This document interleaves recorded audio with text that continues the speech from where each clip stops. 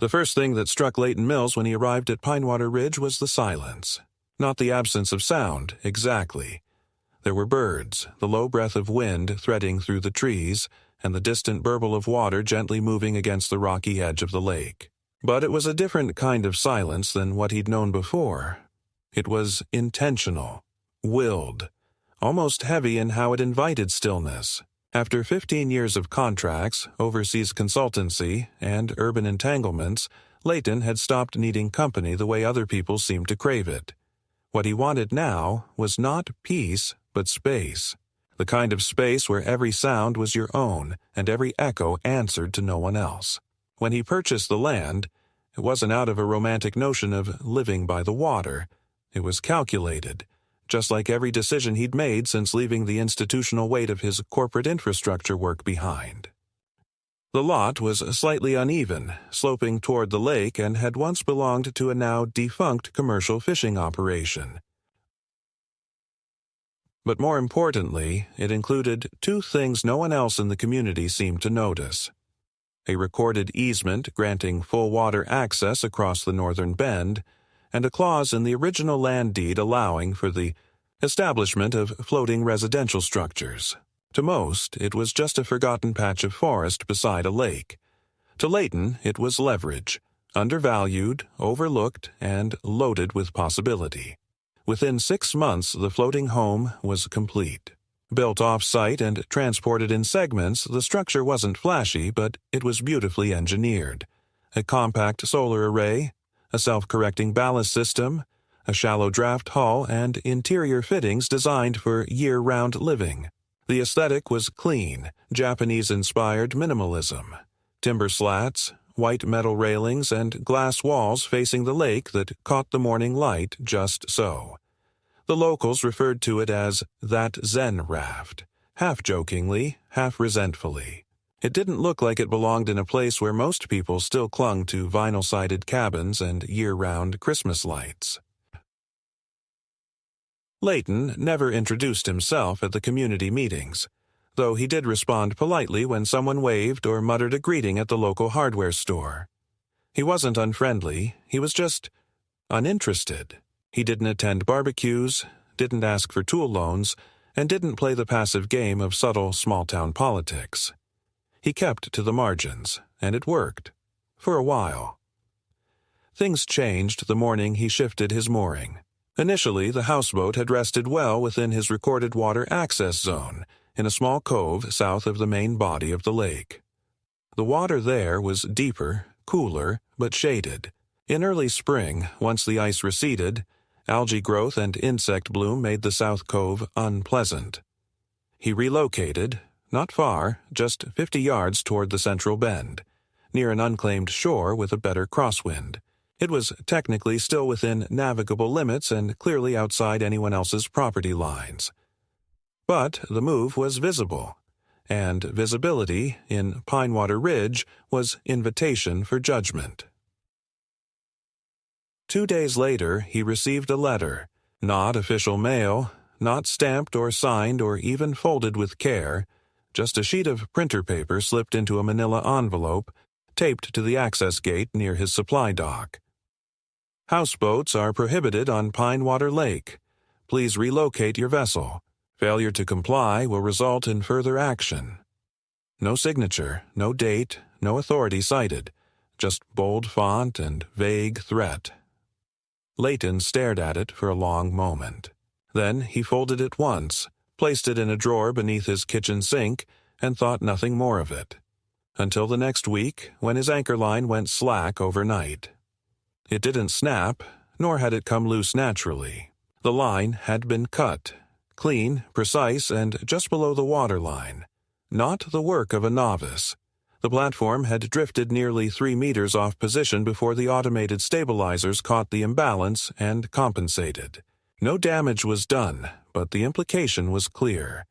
Someone didn't want him moored where he was. Someone wasn't waiting on permits or official protocol. Leighton filed an incident report with the county marine office, though he didn't expect much.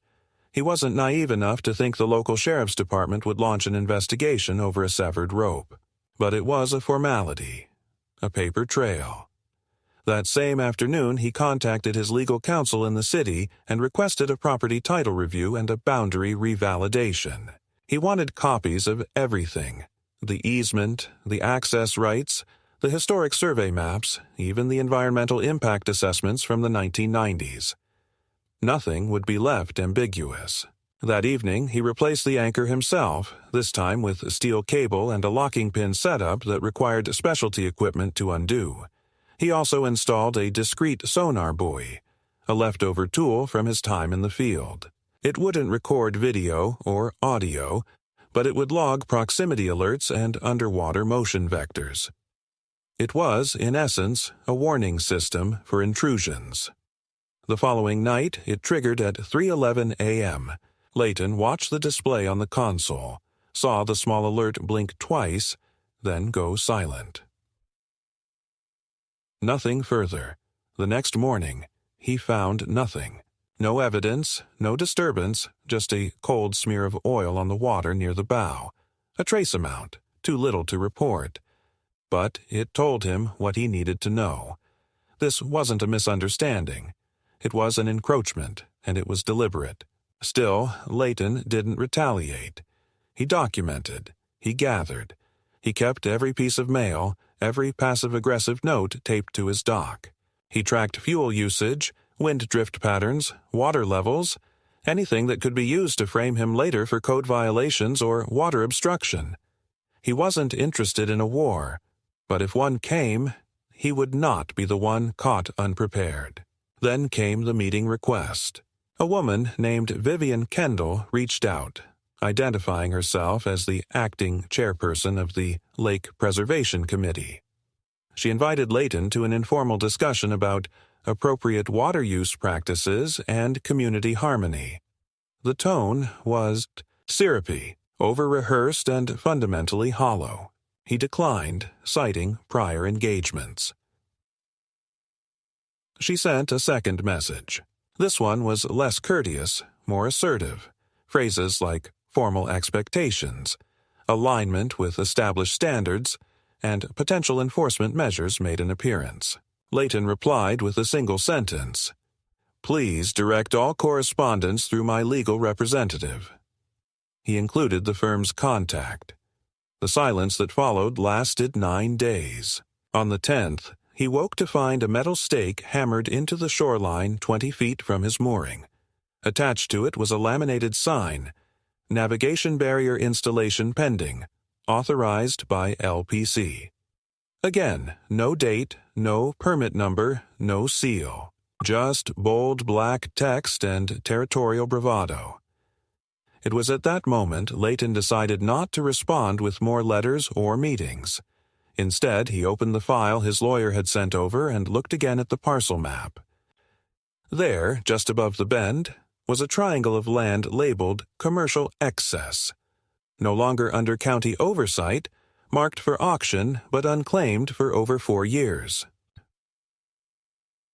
It included a dock, 30 feet of shoreline, and a narrow stretch of forest behind it. Layton picked up the phone, made 2 calls, one to his lawyer, the other to a shell corporation he'd established during a previous project. He would not ask for space anymore. He would own it, and when he did, the signs wouldn't read pending. They would read private, and they would be real. The first true sign that something was shifting, something more coordinated, more pointed, arrived in the form of a notice nailed directly to the birch tree at the edge of Layton's supply trail. It wasn't a printed flyer or informal message like before, but a thick sheet of laminated paper with an embossed letterhead that simply read, "Pine Water Advisory Council." Beneath it was a stern declaration of non-compliance, listing Layton's Houseboat as an unauthorized floating dwelling, citing fabricated clauses from a community shoreline code that had never been filed with the county. They had even included a QR code at the bottom, which led to a hastily constructed website, filled with generic conservation imagery, self-authored regulations, and a public complaint form, with Layton's name already listed in a drop-down menu labeled Primary Lake Disruptors. He stared at the sign for several minutes before pulling it from the tree and placing it inside the workshop attached to his dock. He didn't tear it down in anger. He archived it. These weren't spontaneous outbursts anymore. These were premeditated steps, staged to escalate. He recognized that pattern. Start soft, invent the structure, apply false authority, then build pressure until resistance looks like rebellion.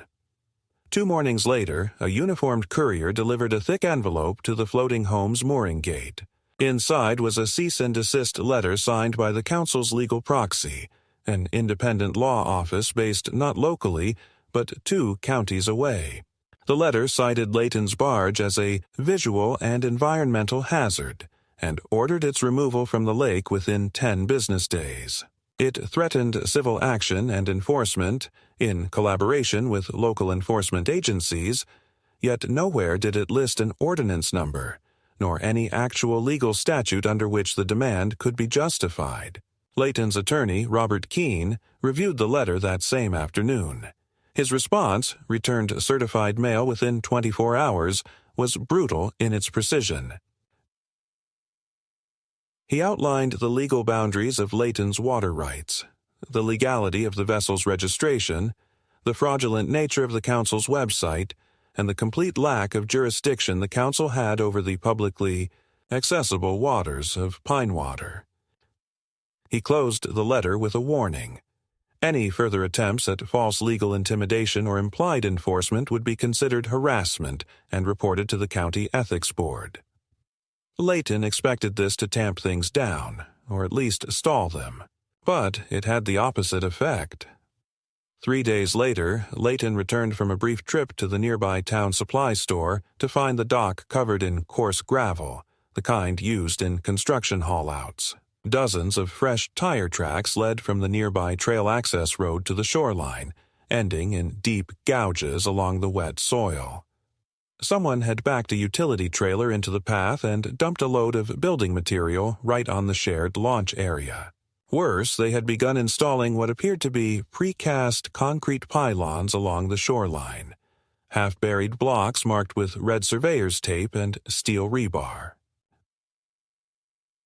There was no posted permit, no equipment left behind, no workers in sight, just the raw signs of quiet occupation, like someone laying claim to an unguarded piece of land with the blunt authority of physical labor.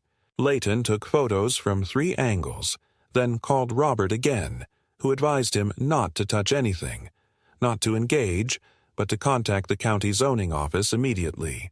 Layton did so, forwarding images and coordinates, and within 2 hours received confirmation that no construction permits had been issued for that section of shoreline. The site was illegal. But by the time a zoning officer was dispatched, the pylons had been buried. The gravel had been flattened.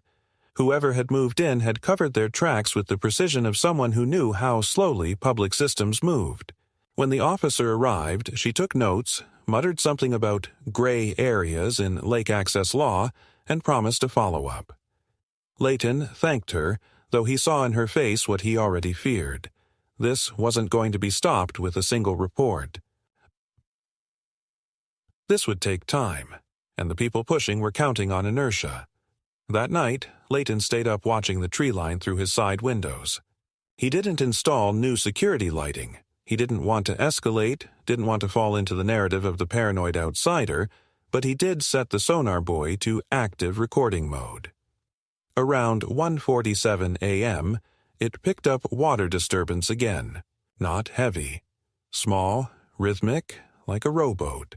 No lights, just the faint shift of water, low paddling, then a sudden spike in frequency. Then silence. In the morning, he found nothing disturbed. But he also noticed something new. A net had been strung across the narrow part of the channel where his houseboat occasionally moved. It wasn't immediately visible. Thin, dark line weighted just enough to hover a few inches below the surface. It would tangle rudders, foul anchors, not destroy, but hinder, impede. He didn't cut it. Instead, he carefully recorded its length, took underwater photos using a small submersible drone, and sent the footage directly to his attorney with instructions to file an obstruction complaint with the county's Water Use Commission. This was no longer about animosity. It was becoming systematic. Someone was trying to constrain him by increments, small frictions designed to exhaust. It was a form of siege, not with weapons, but with red tape, rumor, and implied force. Still, Layton said nothing publicly. He didn't post about it. He didn't confront anyone. He let the council believe their actions were wearing him down. The truth was, his offer for the unclaimed parcel of shoreline had just been accepted. Through the shell company, he now owned the very dock the council used to access the water. He hadn't posted any signs yet. He hadn't closed the gate. But he would. Not as vengeance, as demonstration. Let them keep pushing. He wouldn't push back. He would erase their leverage, inch by inch. And when they realized it, it would already be too late. The first time Layton saw someone from the council standing on his newly acquired shoreline, it wasn't during a meeting or in the context of a formal complaint. It was a Tuesday afternoon, sun low, sky clear, and the woman in question had her foot up, on a rock as if she'd always owned the place. She was older, dressed in a stiff navy windbreaker and white sneakers that hadn't seen mud in years. Her hands were folded behind her back, head tilted slightly as she stared across the water directly at Layton's floating home. She didn't wave. She didn't flinch when he stepped out onto the deck and met her gaze. Instead, she raised her voice, flat and loud like a teacher correcting a student. "This dock's community use. You can't block what belongs to the neighborhood." Layton didn't reply. He simply walked down the ramp to his skiff, pushed off quietly, and made his way to shore. By the time he arrived, she was gone.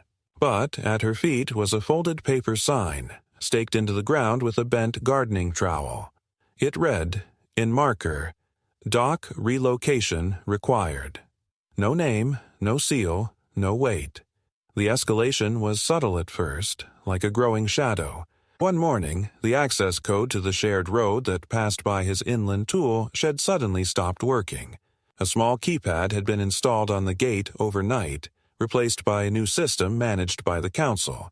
No notice, no updated credentials, just silence.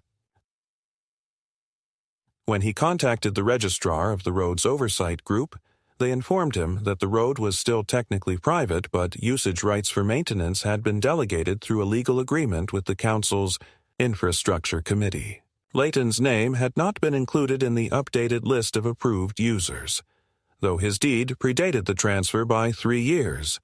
It wasn't just oversight. It was erasure. Simultaneously, low-level complaints began to appear in public forums, community bulletins, anonymous newsletters stapled to store corkboards, online posts with exaggerated accusations. His boat leaked waste into the water. It created visual pollution, and children had reported feeling unsafe paddling near the structure.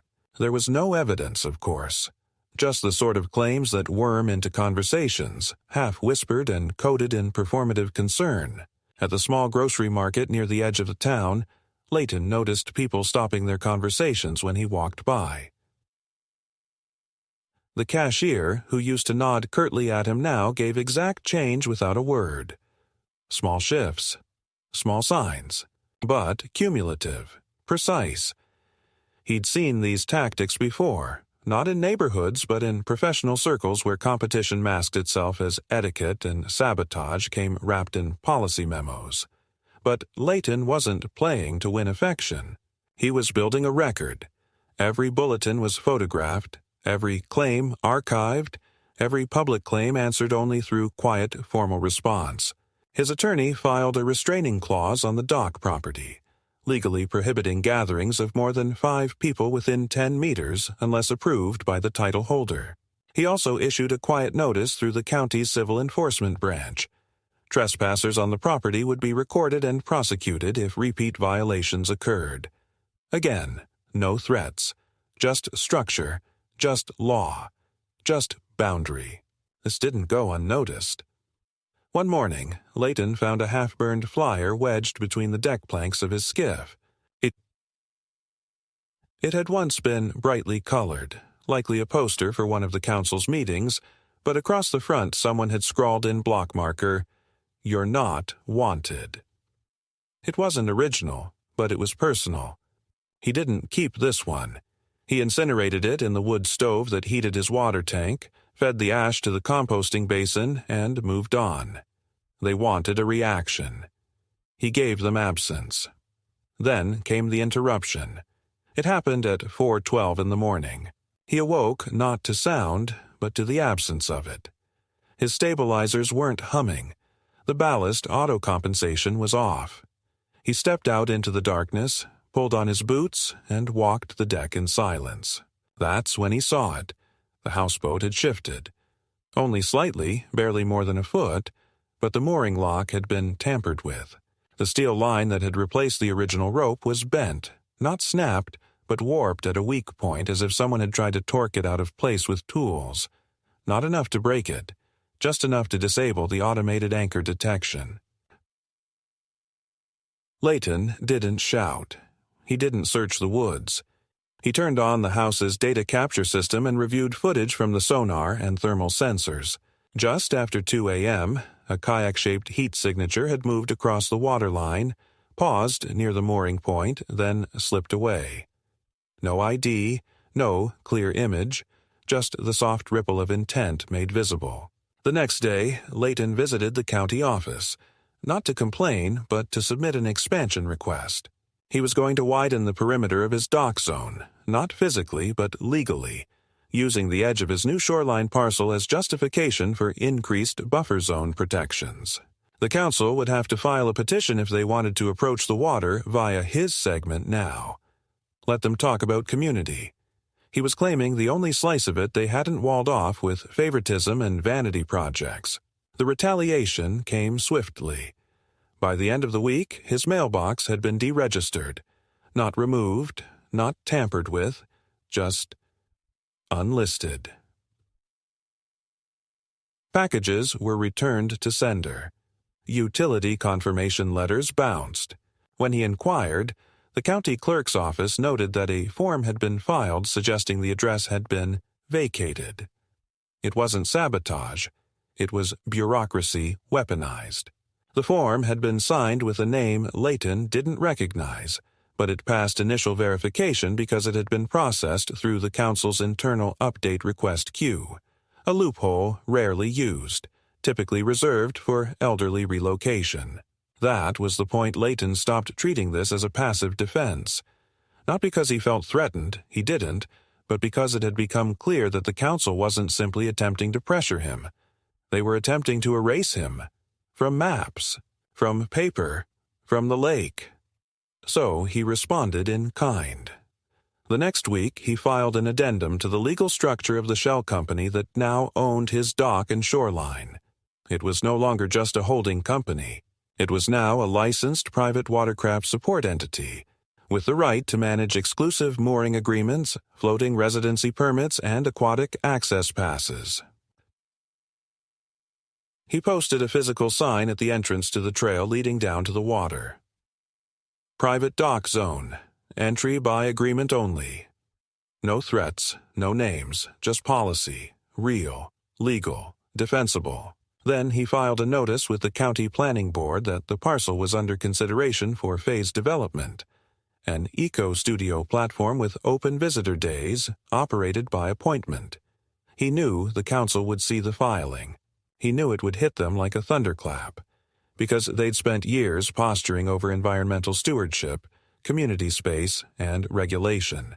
And now, here was someone who'd outmaneuvered them without raising his voice, without violating a single ordinance, without showing his hand until the grip had already closed. They had no idea yet how far it would go, and that was the part that satisfied him the most. It was during the county's quarterly compliance hearing, one of those typically mundane events conducted over video conference with board officials and frozen screens, that Leighton first realized the full scale of what he was up against. He hadn't intended to attend at all, but a quiet tip from his attorney prompted him to tune in.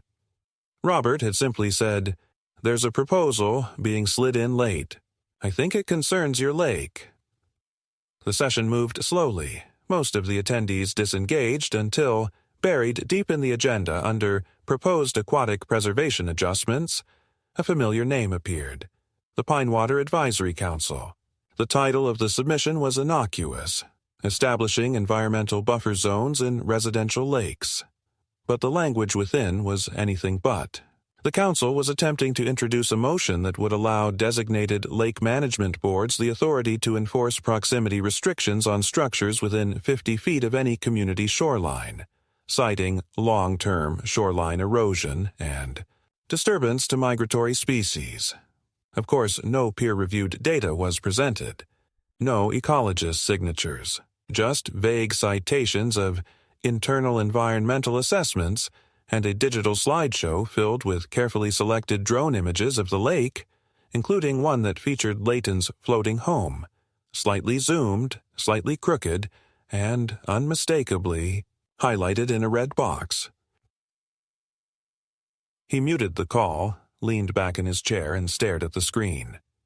It wasn't just ambition anymore. It was entrenchment. They weren't trying to push him off informally. They were attempting to build the narrative into the very scaffolding of regional policy. If the motion passed, they wouldn't need to harass him.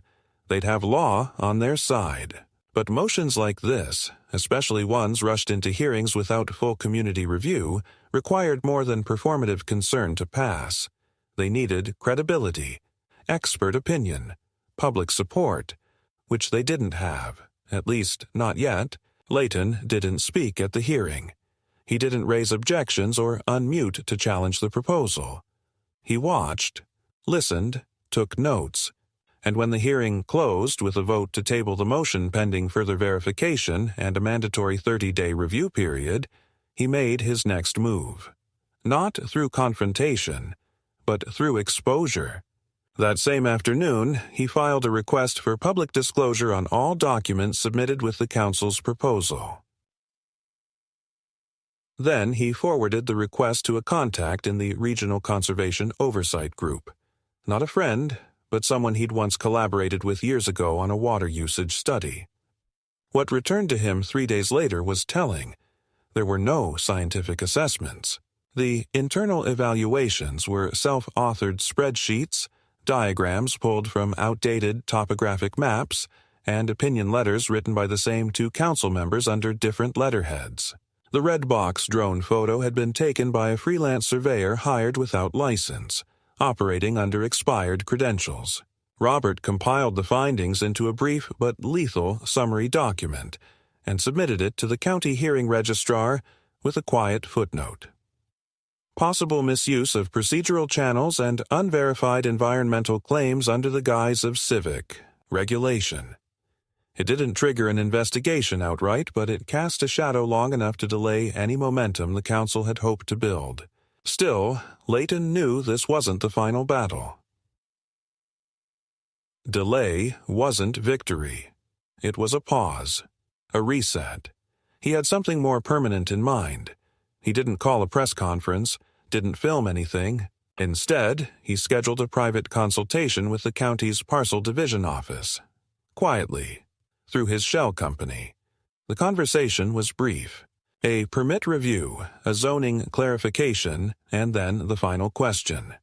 Was there any legal barrier to fencing shoreline property under private dock status if it met all environmental and safety codes? The answer was no. Not only was it legal, it had precedent.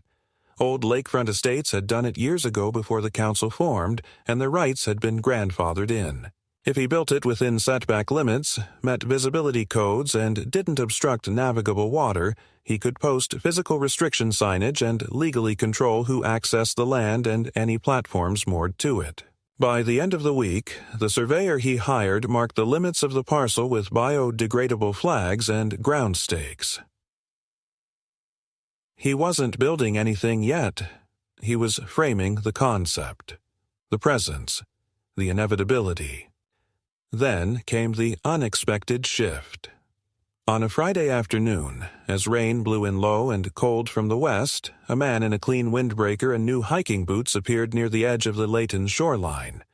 He didn't speak at first, just watched the flags, then turned toward the houseboat and called out, not with aggression but curiosity. "You really buying all this just to spite the council?" Layton didn't respond. The man stepped forward, careful not to cross into the staked zone. "Because it's working. They're unraveling. Half the committee's in a panic about what you'll do next." Layton raised an eyebrow. "You're with them?" The man smiled faintly.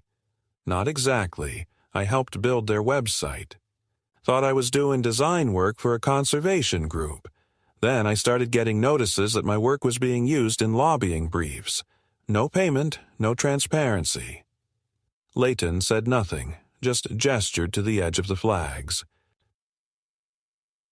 The man nodded. "I'm not here to cause trouble. Just thought you'd want to know. They're planning to stage a community water access day. Try to rally residents. Paint you as the guy closing off public space." He pulled a folded flyer from his pocket. It was bright, printed on thick paper, full of smiling children and vague slogans. Layton took it, scanned it, and folded it slowly. He didn't ask the man for anything, didn't thank him. But as the stranger left, Layton turned to look across the water, toward the council's platform on the other shore. It was empty now, quiet, but he imagined the noise to come. And he was ready.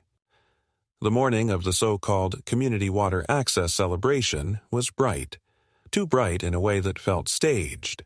Banners had been hung from the old community pier with cheerful blue lettering and slogans about unity, access, and lake pride, while several folding tents lined the dirt lot near the main dock, offering refreshments, flyers, and poorly tuned acoustic guitar music from a teenager seated awkwardly on a cooler. Children chased each other between vehicles, their shrieking echoing across the water, and at the edge of the gathering stood Vivian Kendall, clipboard in hand, watching Layton's houseboat through binoculars with the theatrical restraint of someone who believed herself subtle. It had taken less than 2 weeks for the council to organize this public relations push after their failed policy maneuver, and Layton could almost admire the efficiency, if it hadn't reeked of desperation. What amused him most was that the dock they were standing on, the one they'd decorated with balloons and stacked with coolers full of drinks, legally belonged to him now. There had been no lawsuits, no official protest, no attempt to reverse the sale. They simply chose to ignore that it had happened at all. In their eyes, Layton's ownership was illegitimate because it was inconvenient. That was the pattern with people like them. If a rule worked in their favor, it was sacred. If it worked against them, it was fiction. Layton didn't attend the event. He didn't even step out onto the deck. Instead, he remained inside the houseboat, sitting at his wide desk, laptop open, connected to the live feed from his shoreline cameras. He watched the crowd mill about, watched as Vivian gave a speech using a battery-powered megaphone, watched as her tone shifted from friendly to accusatory without naming him outright. "Certain parties," she said, "have taken steps to limit access, to fence off what generations of families have used in good faith. We must respond not with anger, but with unity." The applause that followed was light, uncertain. Layton noted the faces in the crowd, particularly those who didn't clap. He recognized several of them from local businesses, the same people who had stopped making eye contact with him weeks ago. Now they stood, arms folded, unsure whether to join the council's charade or keep their distance. When the event ended, Layton saw several volunteers begin stacking leftover food trays and hauling bins toward the parking area. That's when the next escalation became visible. 3 men, all in matching polo shirts with the council's Sunburst logo stitched above the heart, began unloading tools from a trailer. Shovels, posts, bags of fast-setting concrete. One of them rolled out a coil of mesh fencing. They weren't just packing up. They were preparing to build. It didn't take long to see the plan. They weren't working on the main dock. They were beginning construction of a small community overlook platform on the slope just east of the shoreline, technically still within Layton's property line. The flags from the surveyor were still present, but the men simply tossed them aside one by one as they dug. No one asked permission. No permits were posted. They acted as if it were their right, as if the event had given them license to do what bureaucracy had not. Layton didn't storm over. He didn't raise his voice. Instead, he began recording the footage directly to 3 drives, time-stamped and labeled. Then he picked up his phone and dialed Robert Keene. The call was short. Layton described what was happening. Robert asked 2 questions. Are they armed? And are they in uniform as a municipal body? The answers were no and no. Then Robert said he'd handle the rest. By the following morning, the footage had already been filed with the county's Code Enforcement Division, and an injunction request had been submitted to the district court. But Layton didn't wait for the legal process to play out. He printed enlarged versions of the parcel deed, laminated copies of the shoreline survey, and posted them on stakes along the edge of the dock zone with heavy bolts. He mounted one directly on the old community pier, now his pier, with a line drawn across the boards showing the legal midpoint of the property. Then he installed motion-triggered voice alerts along the trail, short, automated statements that played when triggered. Private property. You are entering a restricted zone. This area is under civil protection. No threats, no escalation. Just presence. Just assertion. The message wasn't for the workers, it was for the record. But the council wasn't finished. Not by a long shot. 2 nights later, Layton awoke to a strange vibration beneath the deck. It was faint, rhythmic, almost like a pulse. He sat up in bed, ears straining. The wind was calm, the lake silent. But the vibration didn't stop. He stepped barefoot onto the cold metal floor and pressed his hand against the ballast panel near the stern. The pulse wasn't coming from inside. It was coming from the water. By the time he stepped out onto the deck, flashlight in hand, the sound had stopped. But the water near the base of the houseboat's support pylons shimmered oddly, as if recently disturbed. Layton checked the stabilizer system. Found no alerts. The sonar buoy had triggered but failed to complete its recording. When he retrieved the internal logs, he found fragments of data. Low-frequency noise patterns, not enough to identify a source, but suggestive of something mechanical, possibly submersible. The implications disturbed him more than he let on. He didn't contact the sheriff. He didn't call a private investigator. Instead, he filed a quiet equipment order with a maritime supplier and had a low-frequency passive hydrophone delivered by courier. Within 48 hours, the device was calibrated and dropped discreetly into the waterline beneath the hull. It would not stop future intrusions, but it would record them. He knew this level of escalation was no longer just about public perception or policy. Someone had decided that legal routes were insufficient. Someone had moved to physical sabotage, and Layton had no illusions about how far they were willing to go. What they didn't understand, what they had never understood, was that Layton didn't respond with fear. He responded with structure. That's why, when the county issued a temporary stop work order on the council's Overlook project 2 days later, he didn't gloat. He filed a secondary notice reinforcing the civil injunction, and requested review of all construction activity tied to council funds.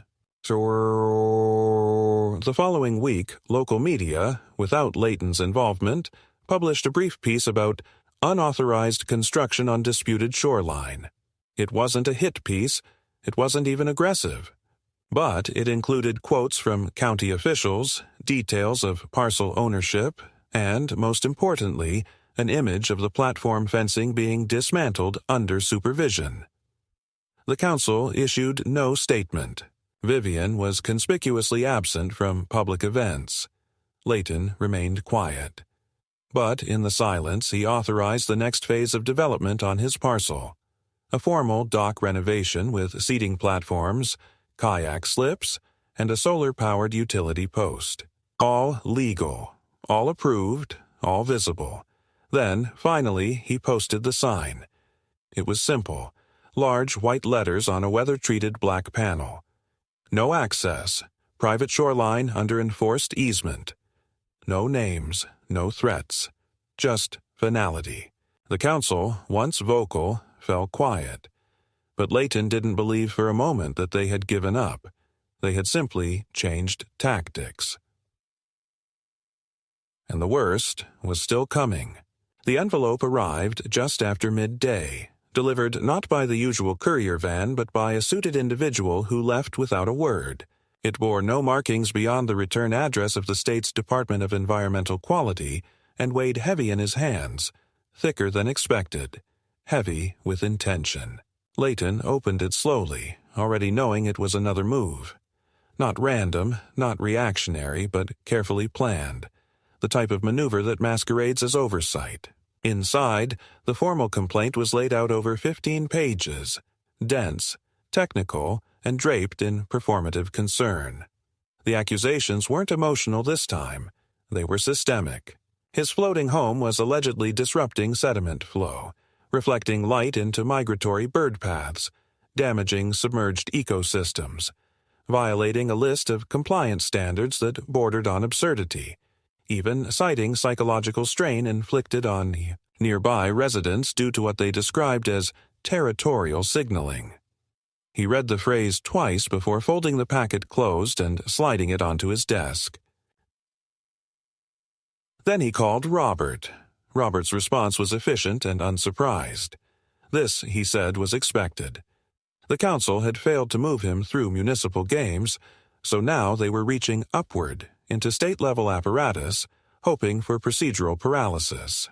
Within days, a comprehensive counterfiling was prepared, including dated environmental assessments, structural compliance certificates, photos, engineer sign-offs, and a summary of the DEQ's own regulations highlighting where Layton not only met, but exceeded expected standards. The complaint was not dismissed, of course. Bureaucracy did not work that way. It was formally accepted for review with a 90-day decision window, effectively freezing any momentum his opponents hoped to gain, but not halting any of his work. Because, while the complaint was filed under his name, the property development had already shifted ownership. Legally, the structure belonged to a registered low-impact aquatic development initiative, one that Layton had aligned with through his shell company months earlier. There was no procedural opening, no asset to freeze, no ordinance to weaponize. When the inspectors came, they came in silence. No pre-announcement, no phone call, just the soft putter of an official pontoon boat slipping across the lake surface just after dawn. 3 of them stepped off in regulation boots, armed with field tablets, oxygen test kits, and a tone of polite distance. Layton met them with open access and quiet professionalism. They stayed 3 hours, took measurements, asked direct questions, scanned documentation, and offered nothing in the way of commentary. As they left, one of them turned just slightly and said, "We've seen worse, much worse." And that was all. The report didn't come for a week. During that time, Layton kept moving. He updated access controls, reinforced shore fencing, continued dock reinforcement, and monitored the waterline every evening without fail. The hydrophone recorded nothing unusual, no more tampering, no aquatic sabotage. But the tension never left. He could feel it in the weather, in the silence from the other side of the lake, in the way every ripple against the hull seemed to linger just a little longer than it should have. Then came the break. 4 men appeared on the lower trail after dusk, not kids, not drunk, not confused. They wore work jackets, moved without talking, and carried purpose in their posture. One of them had bolt cutters. Another, a coil of chain. Layton didn't confront them. He didn't even open a window. He activated a buried command from his control panel and waited. Seconds later, a muted flare lit the lake from below, a burst of cold electric blue cast upward by the submerged defense lights, illuminating the men in harsh silhouette. They ran. One fell, dropped the chain, scrambled to his feet, and vanished into the woods. Layton didn't give chase. The sheriff arrived within 40 minutes, not because he called, but because Robert had filed a standing incident protocol weeks ago. Deputies took statements. They reviewed footage. One of them, younger, stiff-backed, recognized one of the men. "Public Works," he said. "Lives 2 blocks from the council rep."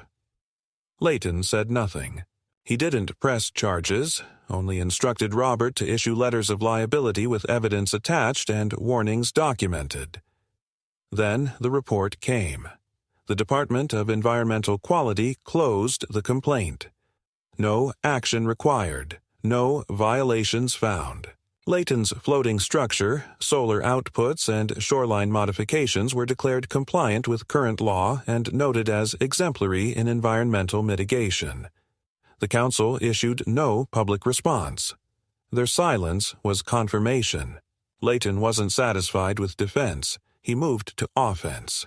He filed a dock use program, not a commercial one, but an open-access mooring agreement, legally valid under shoreline access laws, offering temporary docking rights to any resident not affiliated with the council, provided they respected maintenance, standards, and time limits. It undercut the very exclusivity the council had built its authority on, offering freedom where they had built gates. Requests came in slowly, then faster, quietly. Locals who had stayed silent now asked questions, some by phone, some in person, some anonymously. Layton didn't make speeches, he issued terms, that was all. Finally, he posted the sign. It was neither large nor dramatic. Mate steel on cedar plank. Clean lettering. No access. Council entry revoked by civil decree. Below it, in smaller script, this shoreline is open to those who respect boundaries. He didn't hold a press event. He didn't post it online. He didn't gloat. He just went back inside and watched the water settle around the platform. There were no more notes, no more threats, no more community celebrations. Just silence. Not the hostile kind, the real kind. And that was victory. In the weeks that followed, the lake returned to a rhythm that felt almost natural again. Mornings were quiet, broken only by the cry of distant birds and the soft lapping of water against the dock. The flags were gone. The banners, the leaflets, the impromptu announcements on community boards, all of it had vanished as if the council had collectively agreed to pretend none of it had ever happened. Vivian Kendall, once ever present in her windbreaker and clipboard stance, was no longer seen near the shore. A few quiet resignations followed within the committee, and though no official reason was given, those who paid attention understood exactly why. The dock was no longer a symbol of resistance. It had become a boundary marker, not just physical, but reputational. No one came to test it anymore. Those who had tried had retreated, not loudly, but in that passive, shrinking way that people do when they realize their influence has limits. Layton didn't celebrate. He continued maintaining the property as he always had, never expanding beyond what was permitted, never drawing unnecessary attention. But there was a shift in how people treated him. A subtle difference. Local vendors stopped rushing through transactions. The woman at the hardware store who used to avoid his eye now offered him his receipt with both hands and a clipped "thank you." Even the man who ran the fuel station near the edge of town offered a nod when Layton filled his utility drums, where, before, there had been silence. The new kayak slips open quietly. 3 were granted temporary permits to residents who had previously been denied access through the council. They came early in the mornings, mostly older men or quiet families, kept to themselves, respected the limits, and said very little. That suited Layton just fine. He wasn't building a community. He wasn't hosting meetings or organizing socials. He was restoring equilibrium to a place that had been bent by artificial rules and ego-driven fiefdoms. The lake was public. The land he owned was not. Those facts had always existed in tension. Now they sat in balance. What surprised him most was not the silence from his former antagonists, but the quiet gratitude that followed from elsewhere. Anonymous letters were left at the mailbox, a small thank you card with no name, just the words, "We see what you did." A bag of hand-picked blueberries left on his dock with a note that read, "For calm mornings." Even a pair of laminated lake charts, marked with safe swim zones and depths, dropped off by someone who once worked with the regional scout troop. There were no attempts to befriend him, no expectations of reciprocity. It was not an invitation to integrate. It was acknowledgement. Respect in the language Layton understood best. Quiet, precise, and free of performance. He spent more time on the water, not to patrol, just to be there. Some evenings he rowed out without direction, floating in the channel while the sun dipped low and painted the treetops in gold. Sometimes he anchored near the southern bend and let the water rock beneath him while he read. The threat had passed, but the lake still held its caution. The memory of interference lingered like a shallow scar, but it didn't control him. It didn't define the space anymore.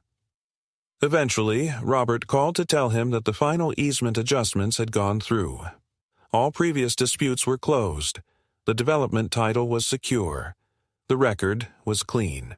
Layton said thank you, then closed the file cabinet containing every printed copy of the complaints, the maps, the letters, and the footage. He didn't throw it out. He just locked it. It no longer needed to be within reach. The floating home, though never meant to be a symbol, now sat quietly as one. Not of defiance, but of restraint, of boundary, of what happens when you don't try to become part of a broken system, but instead build just enough around yourself to render that system irrelevant. Layton hadn't won because he fought harder. He had won because he never let them choose the ground on which the fight took place. The lake remained. So did the dock, and so did he. Not because he needed to prove anything, but because some places, once claimed properly, stop needing to be defended.